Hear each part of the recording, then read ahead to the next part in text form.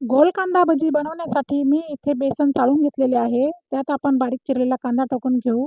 त्यातच आपल्याला आवडीनुसार बारीक चिरलेल्या मिरच्या टाकायच्या आहेत. बारीक चिरलेली कोथिंबीर टाकून घेऊ. चवीनुसार मीठ टाकून घेऊ. यात आता आपण 1 चमचा ओवा घेतलेला आहे, तो हातावर चुरगळून टाकूया. 2 चमचे कॉर्नफ्लोअर यामध्ये आपण टाकून घेऊ.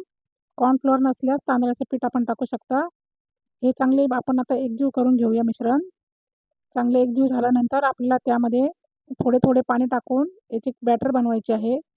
पाणी प्रमाणानुसारच आपल्याला टाकायचे आहे. थोडे पाणी टाकून व्हिडिओमध्ये दाखवल्याप्रमाणे आपल्याला बॅटर काढून घ्यायचे आहे. जास्त पातळही नको आणि जास्त घट्टसरही नको. याप्रमाणे बॅटर तयार झाल्यावर आपण त्यामध्ये पाव चमचा सोडा टाकून घेऊ आणि त्यावर 1 चमचा गरम तेल टाकून घेऊ.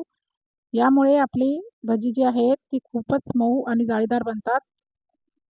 चांगले फेटून घेऊया आपण हे मिश्रण आणि आता आपण लगेचच कढईमध्ये तेल गरम करायला टाकूया.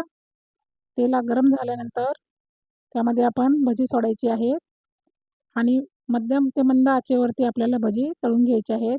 2-3 मिनिटानंतर भजी पलटून घ्यायची आणि दोन्ही बाजूंनी आपल्याला छान लालसर रंग येईपर्यंत भजी तळून घ्यायची आहेत.